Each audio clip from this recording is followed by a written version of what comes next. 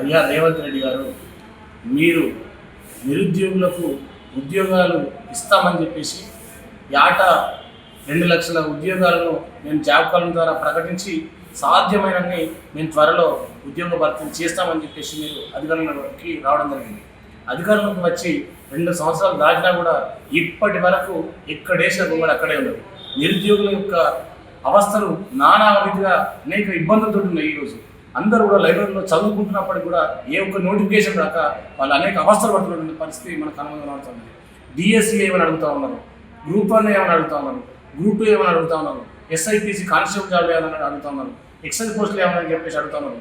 రాష్ట్రంలో మీరు కొత్త నూతన పరిపాలన భవనాలు నిర్మించినప్పుడు ఉన్న ఖాళీలను గుర్తించి అదేవిధంగా ప్రస్తుతం ఉన్నటువంటి ఖాళీలను వాటితో జత చేసి కొత్త పోస్టులన్నీ కూడా క్రియేట్ చేసి మీరు రాష్ట్రంలో అనేక మందికి ఉపాధి కల్పించాలనే బాధ్యత మీ మీద ఉన్నది.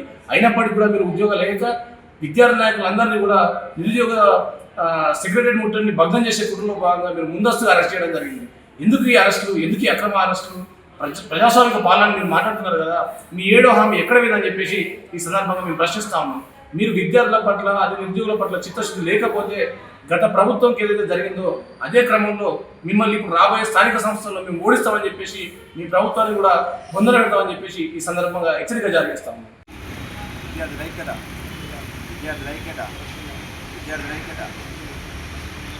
అయ్యా రేవంత్ రెడ్డి గారు, మీరు నిరుద్యోగులకు ఉద్యోగాలు ఇస్తామని చెప్పేసి ఏటా 2 లక్షల ఉద్యోగాలను మేము జాబ్ కాలం ద్వారా ప్రకటించి సాధ్యమైనన్ని మేము త్వరలో ఉద్యోగ భర్తీ చేస్తామని చెప్పేసి మీరు అధికారంలోకి రావడం జరిగింది.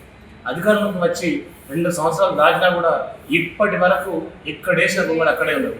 నిరుద్యోగుల యొక్క అవస్థలు నానా రీతిగా అనేక ఇబ్బందులతో ఉన్నాయి. ఈరోజు అందరూ కూడా లైబ్రరీలో చదువుకుంటున్నప్పటికీ కూడా ఏ ఒక్క నోటిఫికేషన్ రాక వాళ్ళు అనేక అవస్థలు పడుతున్న పరిస్థితి మనకు కనుగొనబడుతుంది. డిఎస్సి ఏమని అడుగుతూ ఉన్నారు, గ్రూప్ 1 ఏమని అడుగుతూ ఉన్నారు, గ్రూప్ 2 ఏమని అడుగుతూ ఉన్నారు, ఎస్ఐపిసి కానిస్టేబుల్ జాబ్ ఏమని అడుగుతూ ఉన్నారు, ఎక్సైజ్ పోస్టులు ఏమని చెప్పేసి అడుగుతూ ఉన్నారు. రాష్ట్రంలో మీరు కొత్త నూతన పరిపాలన భవనాలు నిర్మించినప్పుడు ఉన్న ఖాళీలను గుర్తించి అదేవిధంగా ప్రస్తుతం ఉన్నటువంటి ఖాళీలను వాటితో జత చేసి కొత్త పోస్టులన్నీ కూడా క్రియేట్ చేసి మీరు రాష్ట్రంలో అనేక మందికి ఉపాధి కల్పించాలనే బాధ్యత మీ మీద ఉన్నది. అయినప్పటికీ కూడా మీరు ఉద్యోగాలు లేక విద్యార్థి నాయకులందరినీ కూడా నిరుద్యోగ సెక్రటరీ ముట్టడిని భగ్నం చేసే కుటుంబంలో భాగంగా మీరు ముందస్తుగా అరెస్ట్ చేయడం జరిగింది. ఎందుకు ఈ అరెస్టులు, ఎందుకు ఈ అక్రమ అరెస్టులు? ప్రజాస్వామిక పాలన మీరు మాట్లాడుతున్నారు కదా, మీ 7వ హామీ ఎక్కడ పోయిందని చెప్పేసి ఈ సందర్భంగా మేము ప్రశ్నిస్తా ఉన్నాం. మీరు విద్యార్థుల పట్ల అదే నిరుద్యోగుల పట్ల చిత్తశుద్ధి లేకపోతే గత ప్రభుత్వంకి ఏదైతే జరిగిందో అదే క్రమంలో మిమ్మల్ని ఇప్పుడు రాబోయే స్థానిక సంస్థల్లో మేము ఓడిస్తామని చెప్పేసి మీ ప్రభుత్వాన్ని కూడా పొందగలుగుతామని చెప్పేసి ఈ సందర్భంగా హెచ్చరిక జారీ చేస్తాము.